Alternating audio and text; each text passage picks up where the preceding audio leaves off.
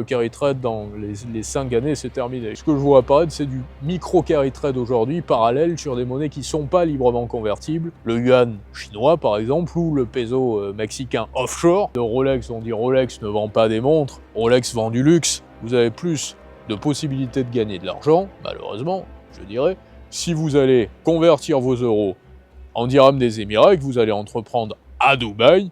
La nouvelle race de valeurs défensives, c'est les valeurs qui sont nécessaires. Il y a une possibilité spéculative totalement libre, qui est que le hedge fund peut s'endetter en yens, sans dire au départ, au préalable, la vocation du yen qui va devenir du dollar. Très important pour que vous compreniez bien, c'est que c'est pas la banque japonaise qui crée du yen à ce moment-là. Partez d'un principe, c'est que la prochaine crise financière va être la crise, non pas du gros débouclage de carry trade comme il y a eu en 2024-2025, mais de la fin du carry trade, premièrement, et des survalorisations. Bonjour à tous, bienvenue à Monaco. Alors oui, il va y avoir une crise, oui, elle sera mondiale, et on va passer en revue les différents éléments qui font qu'elle va être systémique, pour ainsi dire. Premièrement, débouclage du carry trade, donc vous connaissez la mécanique, on va en parler plus en détail, mais essayez d'être aussi un peu, généraliste, assez audible par tous. Il y aura des dommages collatéraux qui vont concerner la plupart des sociétés qui sont survalorisées en bourse, donc je parle des sociétés cotées. J'ai souvent parlé des... Pour résumer, si on devait donner un nom à la crise qui arrive, ce serait la crise des survalorisations. Parce qu'on assiste à une période de l'histoire au cours de laquelle tous les actifs sont survalorisés et au cours de laquelle tous les acteurs de la finance, donc de tout ce qui concerne ces assets, de la finance mondiale, occidentale, acquiescent dans le sens qui va dans celui de la survalorisation. Ça veut dire que qu'est-ce qui fait le marché de l'immobilier, par exemple? Ce qui fait le marché de l'immobilier, c'est pas les annonces sur les sites d'annonces ou sur le Bon Coin, sont les transactions. C'est le moment où le bien est vendu. Qu'est-ce qui fait le marché boursier pour les actions cotées? C'est les transactions qui sont validé. C'est pas l'ordre qui est proposé par un vendeur. Vous pouvez proposer de vendre une action Apple à 5000 $, personne ne l'achètera. Elle sera proposée, si vous êtes un indépendant, par votre broker à la fin de la liste. Personne ne la verra même et personne ne l'achètera. Ce qui fait le marché, c'est ce qui va se passer comme action, comme transaction. Donc tout est survalorisé pour différentes raisons. Il y a même dans le non-coté, un grand challenge qui consiste également aujourd'hui à survaloriser ces sociétés pour différentes raisons. La première est que, par exemple, dans la configuration au cours de laquelle vous faites entrer de nouveaux actionnaires, vous avez plutôt intérêt à diluer des parts qui étaient survalorisées que sous-valorisées, puisque vous allez moins perdre au passage. Donc là aussi, pour expliquer ça d'une façon prosaïque, si vous aviez des parts qui étaient estimées en monnaie fiat à 1000 $ unitaires plutôt qu'à 500 $. Donc vous avez un intérêt naturellement, lorsque vous êtes un entrepreneur, là j'entends individuel, non pas au sens juridique du terme en France, mais un indépendant, une société indépendante d'un côté, à survaloriser votre boîte. Autre facteur sur les sociétés cotées qui fait, je vais entrer dans le détail du carry trade et vous expliquer pourquoi Nvidia, pourquoi Microsoft, Apple, ces sociétés-là vont... Et la crise va être vraiment sans précédent, c'est même faux de dire ça parce que toutes les actions survalorisées finissent toujours par revenir à la normale. Et je pense, si je vous détaille les scénarios que j'imagine, qu'on va revenir à des ratios cours sur bénéfice qui vont être à 16-18 à peu près, ce qui est la moyenne assez, on va dire, logique, et que dans l'intervalle, il y a des sociétés qui vont gagner beaucoup d'argent et dont le cours de bourse va monter au même moment où d'autres sociétés vont s'effondrer. Jusqu'à présent, lorsque, premièrement, sur le carry trade, on assiste à une période de l'histoire, là, réellement sans précédent, où il va y avoir le dernier débouclage. Ça veut dire que le Japon finance le monde entier, depuis 1995 à peu près. Et là, on arrive à la fin de cette période.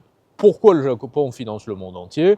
Carry trade, vous vous endettez donc en yens, vous convertissez votre yen en dollars, et vous achetez de la dette ou des actifs mieux rémunérés que le yen en dollars. Et donc vous créez du dollar, parce que la mécanique, pour l'expliquer, il faut quand même comprendre ça. Premièrement, quand je dis vous, c'est faux, parce que c'est pas vous, ni vos équivalents, c'est-à-dire que ce ne sont pas des individus au Japon ou des hedge funds, que sais-je, aux îles Caïmans, îles Vierges britanniques, Miami, quoi que ce soit, enfin pas des indépendants, mais ce sont des hedge funds, justement. La seule possibilité pour faire du vrai carry trade, hein, au-delà de l'indépendant il y a eu du carry trade sur du franc suisse par exemple, lorsqu'il y avait ça pouvait être des Autrichiens par exemple qui s'endettent en France, ça c'est de l'indépendant, c'est une forme de carry trade indépendant. Mais le vrai carry trade qui fait qu'aujourd'hui vous avez à peu près, ce sont mes chiffres, mais ce que je vois c'est qu'il y a à peu près, sur un volume monétaire global de 90 000 milliards USD, si on parle en dollars, la monnaie globale, hein, 90 000 milliards USD de monnaie globale, vous avez à peu près 3-4 000 milliards, 3-4 trillions, 3 ou 4 000 milliards qui proviennent du carry trade. Mécanique du carry trade. Premièrement, donc la géométrie qui est que on ne fait pas tous du carry trade. Pour faire du carry trade, il faut être un professionnel, sinon vous n'avez pas le droit, ça veut dire qu'effectivement il y a 2 vitesses. Je crois que ça va être un grand sujet, ces questions de vitesse aussi, on n'a pas l'habitude aujourd'hui parce qu'on est encore dans une période où il y a un héritage finalement qui consiste à dire que on est tous à égalité, qu'on boxe dans la même catégorie, et que l'on soit un professionnel ou un particulier, c'est pareil. C'est faux, ça ne l'est pas depuis bien longtemps. Ça veut dire que pour faire du carry trade comme le font les hedge funds, il faut être un fonds, il faut être un professionnel, il ne faut pas être un particulier. Donc si vous êtes le japonais du coin ou l'américain du coin, vous ne pouvez pas faire ce que font les hedge funds qui sont réglementés, donc y compris au Japon, supervisés par c'est la FSA, FSA, l'équivalent de notre AMF, Autorité des marchés financiers en France, et qui va contrôler, donc superviser les marchés financiers. Et ce qui se produit à ce moment-là, c'est que vous allez avoir, donc la mécanique est assez compréhensible, hein, vous vous endettez jusqu'à présent à taux bas, les taux japonais étant, depuis les années 90, puisque le Japon est un grand pays de déflation, contrairement au reste du monde, il n'y avait pas d'inflation au Japon, il y avait de la déflation, il y avait des taux bas, et vous vous endettez, les hedge funds s'endettent à zéro auprès d'une banque japonaise, mettons Mitsubishi pour imager, converti.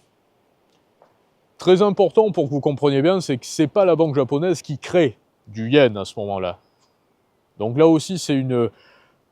Je vais essayer d'être assez général, mais quand même, pour que vous compreniez bien la mécanique, c'est qu'il y a une grande différence là aussi de paradigme, et c'est corollaire à ce que j'ai expliqué précédemment avec un particulier, c'est que lorsque le particulier va s'endetter pour acheter un appartement, par exemple, on ne s'endette pas au Japon, hein, justement, mais lorsque le particulier s'endette pour acheter un appartement, la banque crée de la monnaie scripturale. Ça veut dire qu'il y a de la monnaie qui n'existait pas, qui apparaît dans le système. Elle crée de la monnaie scripturale. Là, l'argent qui va être crédité sur le compte du hedge fund qui va s'endetter en yens est de l'argent qui existait et qui résidait dans les réserves non pas obligatoires, mais comment dirais-je, les réserves excédentaires de la banque japonaise, en l'occurrence Mitsubishi, par exemple, puisque c'était mon exemple. Ça veut dire que Mitsubishi, il y a, je crois, 600 000 milliards de réserves excédentaires, pas obligatoires, pour les banques japonaises aujourd'hui. Ce sont des réserves que les banques japonaises ne sont pas obligées de garder. Donc ça veut dire que Mitsubishi va puiser dans ses réserves excédentaires pour donner, donc pas créer, mais donner, mettons, on va dire par exemple 600, l'équivalent en dollars, hein, mais en yens, donc c'est plus de 100 fois plus, hein, même plus, mais mettons 600 millions de dollars. Donc en yens, hein, donc beaucoup plus en yens. Plusieurs milliards. Donc elle va donner 600 millions de dollars qu'elle avait en yens, donc elle donne ça en yens au hedge fund, elle les avait, c'était les réserves excédentaires.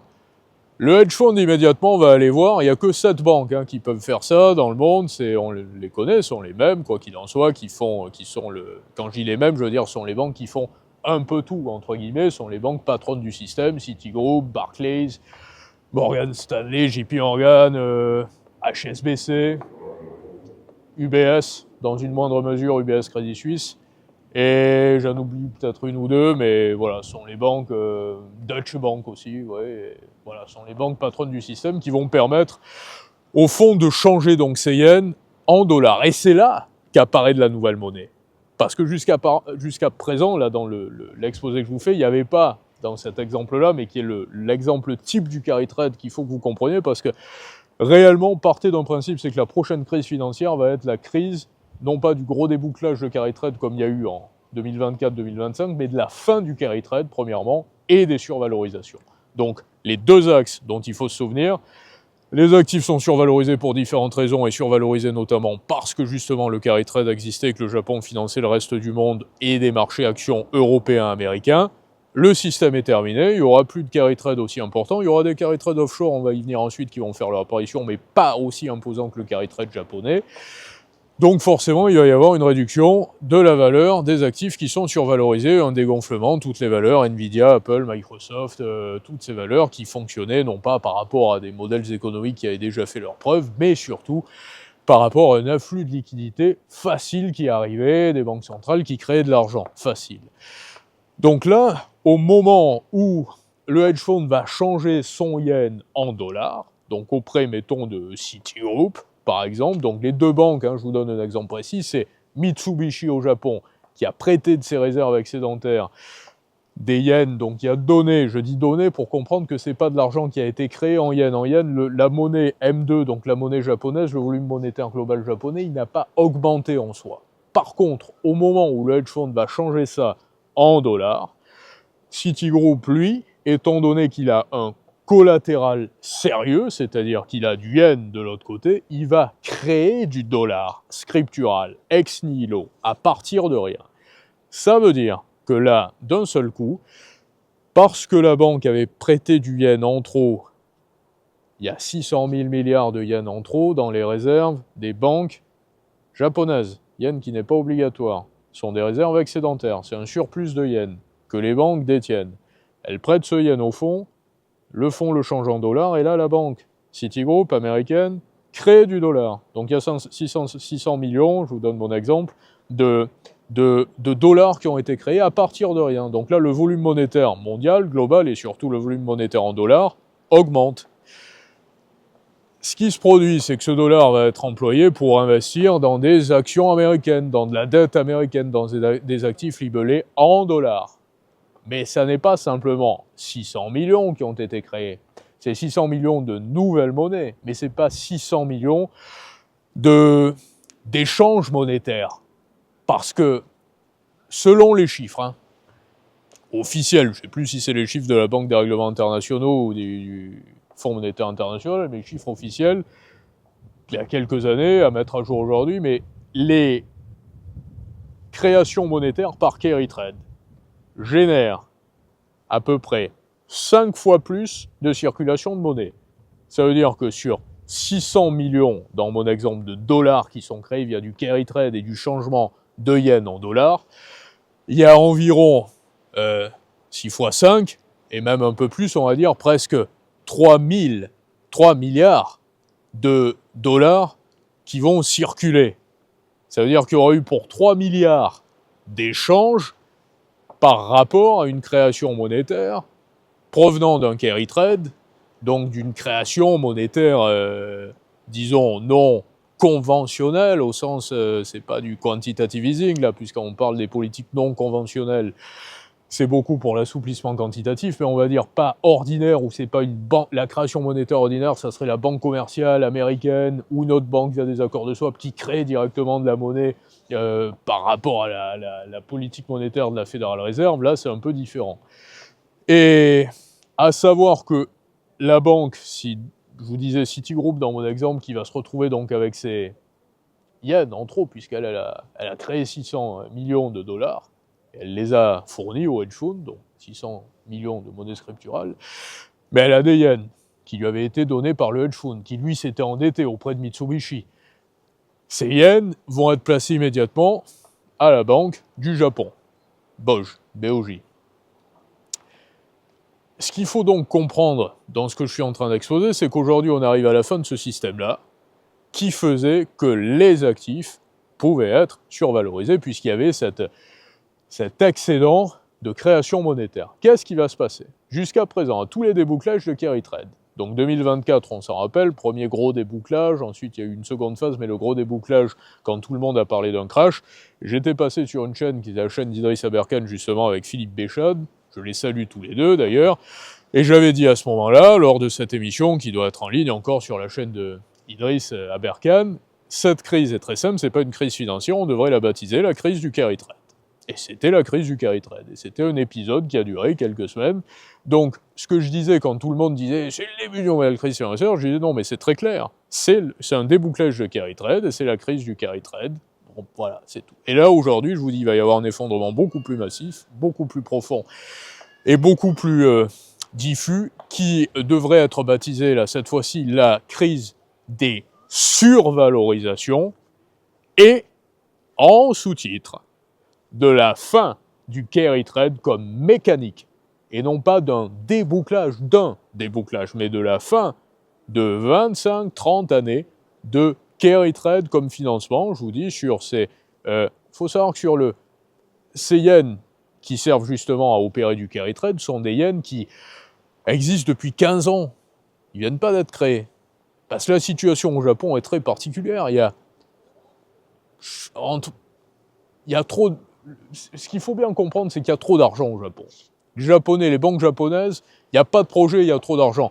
Et j'y pense en le disant, ce qui est assez intéressant, c'est que la situation japonaise devient presque, la situation française devient presque semblable à la situation japonaise. Ça veut dire que dans l'absolu aujourd'hui, si vous pouvez vous endetter à un euro, qui est quand même une vraie monnaie, l'euro, hein, ça marche mal, c'est mal géré, on dit ce qu'on veut, et je suis le premier à dire que l'euro n'est pas ce qu'il aurait dû être, et qu'il est une monnaie qui, malheureusement, ne favorise pas, par rapport à sa dimension trop politique, la vie des affaires en France, et qu'il y a des choses au minimum à revoir, quoi qu'il en soit, mais l'euro qui est quand même une monnaie qu'on peut changer, c'est une monnaie convertible, parce que pourquoi on a fait du carry trade avec du yen? Parce que c'est une monnaie librement convertible, c'est pas de la roupie, ou c'est pas du yen, c'est pas du yuan chinois. D'ailleurs, ce que je vois de plus en plus aujourd'hui, c'est du carry trade parallèle sur le yuan offshore.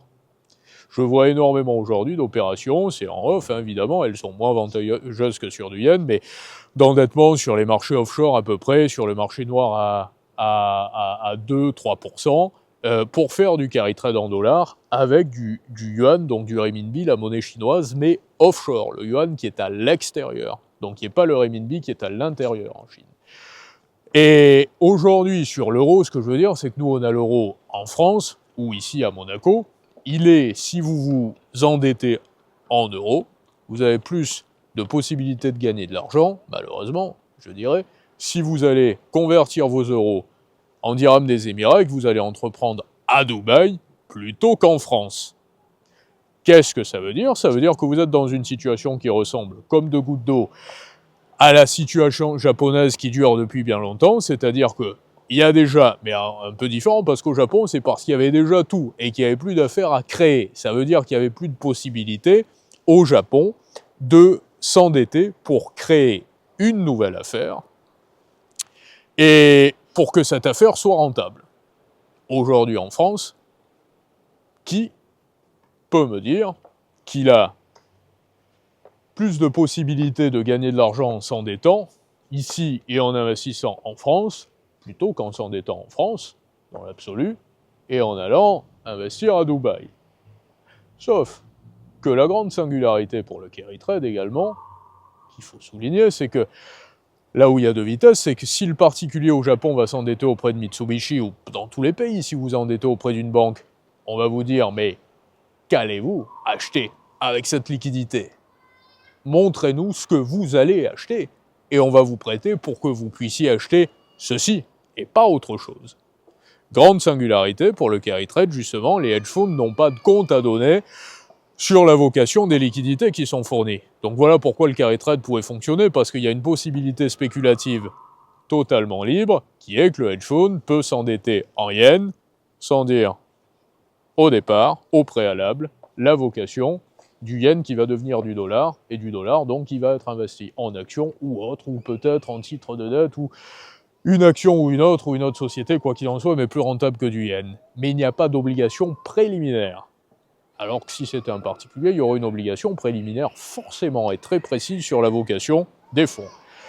Et voilà pourquoi il va être difficile, dans l'exemple que je citais précédemment, pour un particulier français, même s'il gagnerait plus d'argent, de s'endetter auprès de BNP Paribas, presque impossible, en récupérant les liquidités fournies par BNP Paribas, et plutôt que d'acheter un appartement ou une maison à Paris ou à Cannes, partir directement à Dubaï, convertir 1,5 million ou 2 millions d'euros et investir à Dubaï. Pourtant, croyez-moi, les affaires sont beaucoup plus rentables aujourd'hui à Dubaï qu'à Paris, surtout si vous démarrez avec 1,5 million ou 2 millions. Ça veut dire que vous retrouvez aujourd'hui une France qui est dans une situation japonaise de ces 20-25 dernières années, où il est plus intéressant de s'y endetter pour convertir sa monnaie, qui est une vraie monnaie librement convertible, plutôt que d'investir, s'endetter, investir directement sur son territoire. Particularité des Japonais, donc on le dit très souvent, très presque, j'allais dire raciste, mais xénophobe en tout cas. Très grosse culture, mais parce que c'est un vrai pays quand même avec une souveraineté industrielle, culturelle, gastronomique, ethnique, grosse singularité sur le Japon qui fait que sont des gros investisseurs, notamment par rapport à ça, à l'étranger, mais ils n'ont pas vraiment besoin des autres, finalement, et leur système a été fait pour qu'il y ait une forme, quand même, de tout en étant mêlé au commerce mondial. Le Japon, ça me fait penser à deux pays, ça ressemble à... mais ça c'est particulier, parce que physiquement, si vous parlez à... vous allez dans un bar de quartier, vous parlez d'un Japonais, le mec qui est au comptoir vous dira c'est un Chinois. Si vous parlez dans les milieux d'affaires, ils vous diront le Japon et Israël sont deux pays qui ont un peu les mêmes modes opératoires, c'est-à-dire qu'ils sont dans une zone dans laquelle ils ne sont pas vraiment mêlés, plutôt parce que justement Israël, on voit bien qu'il y a une, encore plus aujourd'hui, on voit bien une grande animosité, c'est le moins qu'on puisse dire, entre Israël et Palestine, donc ils sont à côté. Il y a une grande animosité aussi entre Japonais et Chinois. Et Israël est un pays qui est occidental, civilisation judéo-chrétienne, et en même temps, c'est un pays qui est, c'est un État qui est, et aussi une culture, la culture juive, qui est sémite, puisqu'on dit justement antisémite, parce que les juifs sont sémites. Donc il y a une forme de à la fois de dualité, mais en tout cas de in et out, qu'on retrouve au Japon également, puisque c'est ce que je dis là, c'est même pas de moi d'ailleurs, c'est Hubert Védrine qui le souligne assez régulièrement, puisque le Japon aussi est un pays asiatique, mais qui est occidental, comme Israël est occidental. Donc ce sont deux pays qui ont une similitude à ce niveau-là.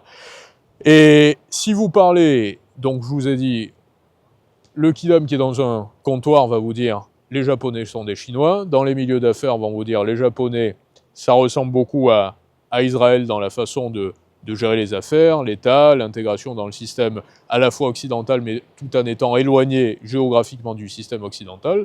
Et si vous parlez à un industriel, l'industriel va vous dire les Japonais sont comme des Allemands. Grosse puissance dans la machine-outil, dans l'automobile. Les fameuses histoires de voitures japonaises, Donald Trump qui regrette depuis longtemps, depuis 1987, que les voitures japonaises aient pris le pas aux États-Unis. Donc ça, c'est la grande particularité du Japon. Ce qui a fait que tout a plutôt bien fonctionné.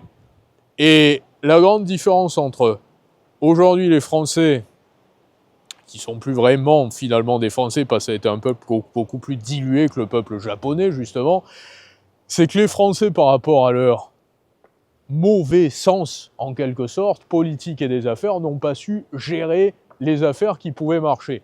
Donc, aujourd'hui en France, on se retrouve avec un État, finalement, où il y a quand même eu des occasions professionnelles, entrepreneuriales, parce que les choses ayant été si mal gérées, il fallait les recréer. Alors qu'au Japon, c'est un petit peu différent. Tout ce qui a été créé a continué à fonctionner. Donc il n'y avait pas de possibilité de remplacer une affaire par une autre. Les commerces, les boulangeries, toutes ces choses-là avaient été créées. Les garages automobiles, les prestations de services créées et entretenues pendant de nombreuses années et perpétuées de génération en génération. Donc là, à partir du moment où les choses ne font pas faillite, où elles ne disparaissent pas, vous vous retrouvez dans une situation où il y a une pénurie majeure qui apparaît, si je puis dire, de besoin de création monétaire par le crédit, et donc par les banques, puisque vous n'avez plus d'entrepreneurs qui doivent recourir à un moment aux banques pour créer, pour lancer une affaire, pour investir, puisque les affaires marchent déjà et qu'elles fonctionnent avec une économie tournante.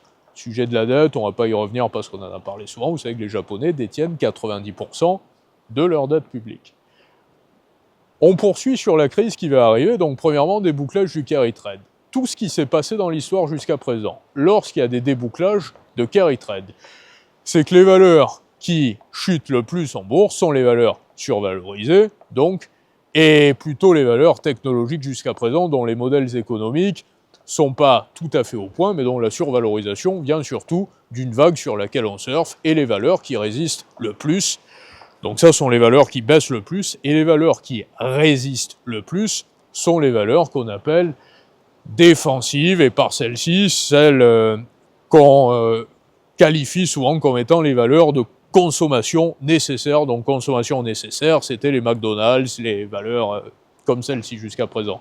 Et c'est là où je dis qu'il y a une nouvelle catégorie, et c'est dans la continuité de la vidéo que nous avions faite la semaine passée, ici d'ailleurs à cette même place, où sont les milliards. Je vous invite à la regarder d'ailleurs pour ceux qui ne l'auraient pas visionné, et où je vous explique les sociétés qui sont les industriels de la technologie et qui sont nécessaires à la technologie, parce que la consommation a changé et les façons de faire du business ont changé, et donc les façons d'investir en bourse, inéluctablement, ont elles aussi changé. Ça veut dire que à partir du moment où vous avez une économie mondiale qui fonctionne par rapport à la consommation des concitoyens des pays développés, dans lesquels, dans ces pays développés, vous avez des marchés financiers profonds, élaborés et structurés, vous avez forcément des valeurs défensives qui sont des valeurs défensives dont les sociétés puisent leur rentabilité par la consommation des ménages. On parle souvent, c'est la première fois dans l'histoire, qu'aux États-Unis, j'en discutais d'ailleurs aux États-Unis au mois de septembre avec un banquier américain, et ça surprend tout le monde aux États-Unis, bien que ce soit moins marqué qu'ici, en Europe, où la consommation donc, du citoyen, donc de l'Américain, entre en second lieu, sur un second plan, dans le calcul de la croissance américaine, alors que le consommateur américain a toujours été la base à la fois de la bonne santé économique des États-Unis, mais aussi de la bonne santé financière des États-Unis. Ça veut dire que aujourd'hui, il y a de plus en plus, on va dire, de business parallèle. Ça me fait toujours penser, quand on parle de Rolex, on dit Rolex ne vend pas des montres, Rolex vend du luxe. Le business de Rolex, c'est pas de vous vendre une montre, une mécanique, c'est de vous vendre du luxe. Et aujourd'hui, les modèles économiques sont de plus en plus à la Rolex détournés, y compris dans l'automobile.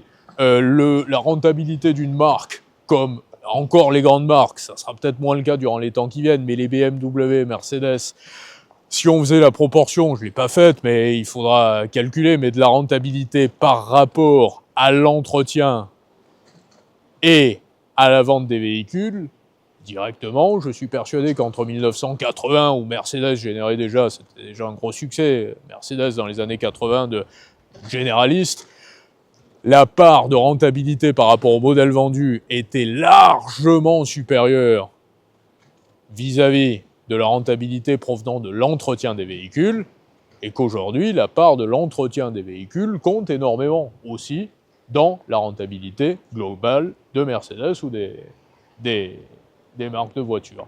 Ce que ça veut dire, c'est que vous avez de nouvelles races de valeurs qui sont antifragiles, et que personne ne voit, et que tous les analystes qui vont vous dire les valeurs défensives, antifragiles sont celles-là, parce que quand les gens, quand il y a des crashs, ils vont continuer à aller au McDonald's, ils vont... C'est tout à fait ça. La nouvelle race de valeurs défensives, c'est les valeurs qui sont nécessaires à faire fonctionner le poumon économique mondial, c'est-à-dire la technologie, l'intelligence artificielle, mais qui ne sont pas les valeurs qui surfent sur une image ou sur une marque, mais qui sont nécessaires et qui vont fabriquer, comme je l'ai dit dans cette dernière vidéo justement, les puces, les cartes mémoire, les écrans, et qu'à partir du moment où il n'y a pas une société qui fournit des écrans pour Meta ou pour Apple, il n'y a pas d'Apple, et que ces valeurs-là sont des valeurs qui sont défensives, comme l'étaient jusqu'à présent des valeurs de consommation. Ça veut dire que ce qu'il faut bien que vous compreniez, moi je ne fais pas de conseils en investissement, je vous donne en quelque sorte les bases qui sont celles que j'ai compris pour moi et que je partage donc volontiers, avec plaisir, avec qui veut bien m'écouter et qui a plaisir à me suivre ou m'écouter. Mais il n'y a pas de doxa, il n'y a pas de philosophie, puisque quoi qu'il en soit dans l'investissement, il faut toujours investir vers ceux qu'on comprend en tout cas, ce qu'on est en capacité d'appréhender, et qu'il y a plusieurs chemins qui peuvent mener au salut. Il n'y en a pas qu'un, hein, ceux qui vont vous dire à chaque fois vous avez une seule méthode pour gagner de l'argent, vous avez c'est faux, il y a plein de méthodes pour gagner de l'argent, et il y a plein de méthodes différentes pour investir, à continuer à gagner de l'argent, même dans des périodes où il y a des crises. Mais ce qu'il faut que vous compreniez comme base, c'est qu'il y a une nouvelle race de valeurs défensives. Si je schématise, vous avez la fin du carry trade, donc vous avez des valeurs surévaluées qui vont s'effondrer, et de l'autre côté des valeurs défensives qui vont mieux résister, et que là, à partir de là, les valeurs défensives qui vont être les valeurs défensives qui vont résister ne sont pas les valeurs défensives parce qu'elles sont des valeurs de consommation alimentaire nécessaires, j'ai envie de dire, pour les sociétés qui sont derrière ces valeurs cotées en bourse, comme ça a été le cas jusqu'à présent dans l'histoire, mais ce sont des valeurs qui sont apparentées à des sociétés qui sont nécessaires, qui sont incontournables pour fabriquer de l'intelligence artificielle ou du numérique. Donc il y a une nouvelle catégorie de valeurs défensives pour se protéger durant cette période donc de fin de carry trade. Au début de cette vidéo, je vous disais, ça fera l'objet même d'un prochain sujet parce que c'est encore différent. Je vous parlais des sociétés cotées. Ce qui est très important à comprendre, c'est que jusqu'à présent, et là depuis une quinzaine, une vingtaine d'années, on est entré dans une spirale où on est de plus en plus intégré. Ça veut dire que on est forcé, contraint, obligé de faire partie du système ou des systèmes, encore plus qu'avant. Et on le voit à quel point ça peut être compliqué parfois dans des process de KYC, auprès des banques ou auprès des brokers. Et pourtant, le salut vient, on s'en aperçoit bien souvent dans les économies, dans les systèmes un petit peu, quelque peu, légaux à 100%, attention, mais parallèles, en tout cas pas les voies vers lesquelles tout le monde se vautre, se dirige, j'allais dire, mais on peut dire se vautre. Et ça signifie que, et je ferai un sujet sur les actions non cotées, parce qu'aujourd'hui vous allez avoir beaucoup plus, qu'est-ce que c'est une action non cotée? C'est une société non cotée plutôt, c'est une société dont les actions sont parfois partagées entre différents actionnaires, et parfois pour certaines grosses comme SpaceX ou Revolut, qui sont accessibles aussi à une forme de grand public, pas à tout le monde, mais quand même un peu à une forme de grand public. Et ce sont des sociétés qui peuvent encore faire du vrai business. Et qui ne peuvent pas avoir peur de cramer comme il le faut, parfois 10 millions, 20 millions, 100 millions pour un bon investissement, en se disant « oui, mais si je fais ça, immédiatement, la presse s'en économique, et les fonds d'un côté et de l'autre vont dire non, mais là, ils ont dépensé de l'argent, ils ont investi, il faut sortir, il faut vendre les actions, et ça fait chuter le cours de l'action. Parce que là, l'action n'est pas cotée. Donc s'il y a un directeur général qui est un bon directeur général, la société n'est pas cotée. Pardon. Donc s'il y a un bon directeur général qui est en capacité de cramer du cash là où il faut, mais pas là où il ne faut pas, il investit, il pilote la société, il n'a pas de compte à rendre. Et les actionnaires sont pieds et poings liés, quoi qu'il en soit, ils ne peuvent pas partir. Et comme tout le monde est mêlé, mais qu'il y a un nombre restreint d'actionnaires, tout le monde travaille dans l'intérêt réellement de la société. Ce que je veux dire par là, c'est que les sociétés aujourd'hui, qui sont les grandes sociétés, je ne vais pas citer de nom, mais j'ai travaillé assez récemment avec une très très grande société française, et je ne peux pas en dire beaucoup plus parce que vous finiriez par la découvrir, on va dire, mais voilà, je préfère, il n'y a rien de très complexe, on va dire, pour garder l'anonymat, mais par respect et par confidentialité. Et au fur et à mesure c'était pour la stratégie opérationnelle, au fur et à mesure que nous avancions, je me disais au gré des réunions, mais je travaille avec un gouvernement, là, je travaille pas avec une société. Je travaille avec un gouvernement, avec un État. J'ai beaucoup côtoyé, j'ai un peu travaillé avec des institutions publiques, une fois ici à Monaco avec le SICFIN, il y a quelques années, à l'époque de Michel Huneau, que je salue au passage, lui aussi. Et la façon qu'on a de travailler avec des sociétés qui sont des grandes sociétés aujourd'hui n'a rien à voir avec la façon que l'on peut avoir de travailler avec des petites ou moyennes sociétés. Lorsqu'on travaille avec de très très grandes sociétés cotées, on travaille avec des États, avec des petits gouvernements. Voilà pourquoi d'ailleurs, aujourd'hui, la plupart des grandes sociétés, beaucoup des directeurs généraux, de secteurs, de segments, viennent aussi des milieux politiques. Il y a un turnover fréquent entre directeurs de cabinets dans les milieux politiques et les grands groupes, en Occident, un peu partout, pas seulement en France. Et donc voilà pourquoi je terminerai là-dessus, et ça sera l'introduction du prochain sujet. Le salut, durant la crise qui vient, peut être également dans l'investissement, dans des sociétés non cotées, mais que quoi qu'il en soit, sachez qu'il va y avoir une crise, qu'elle est là, qu'elle se prépare, qu'elle est en gestation, qu'elle arrive et qu'elle n'a que 3 dénouements. Premier dénouement, soft. Vous avez une baisse de 20 à 30% des valeurs qui sont surévaluées. Toutes les valeurs qui font partie des grands portefeuilles. Sachez aussi, il faut quand même le préciser, qu'aujourd'hui, qu'est-ce qui fait le marché ? À 40 à 50%, le marché américain est fait par le trading à haute fréquence. Ça veut dire que c'est le trading algorithmique, où on vend parfois un millième de seconde une valeur et une autre, où les transactions se font en même pas une seconde, c'est le cas de le dire. Ça, c'est 40 à 50% du marché.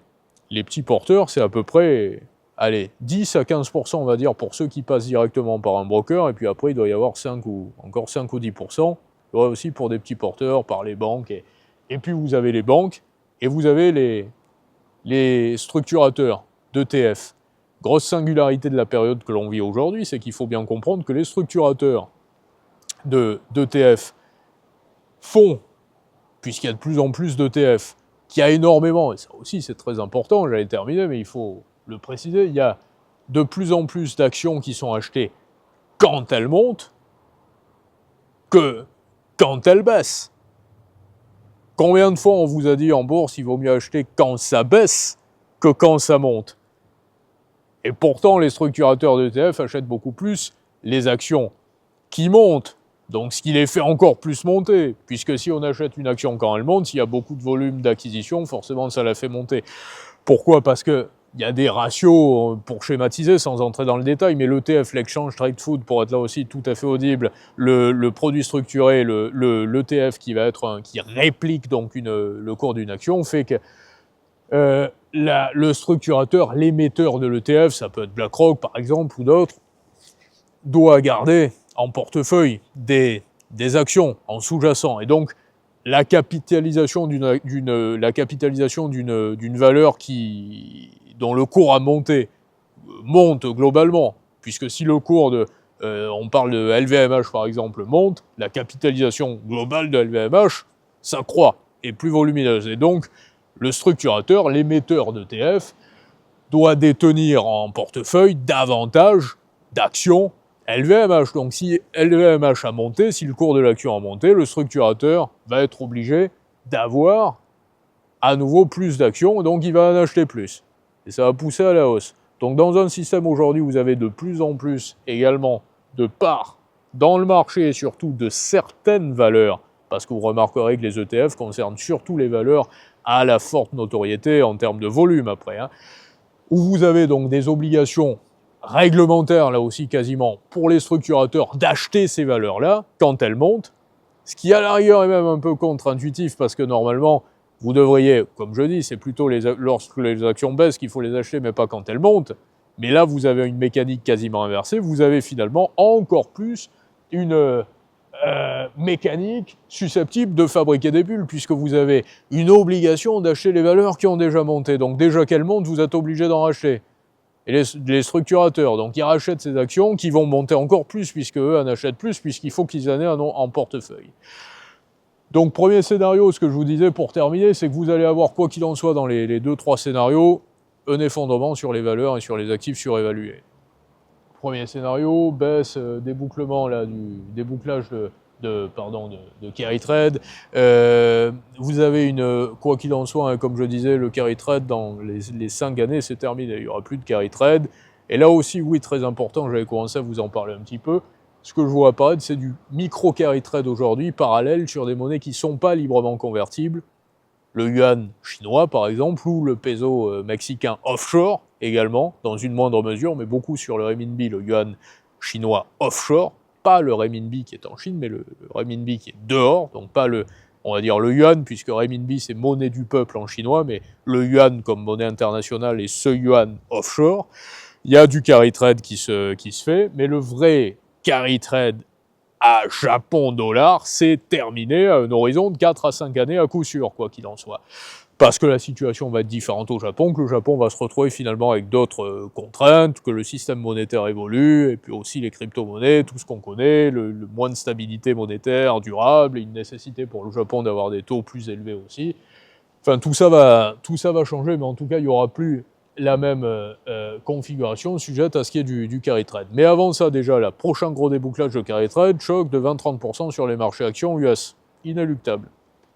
Soit ça se fait dans la douceur, soit vous allez avoir une deuxième option, une période de latence parce que ça va bouger de partout et vous avez aussi une configuration dans laquelle il y a une panique simultanée sur la dette américaine.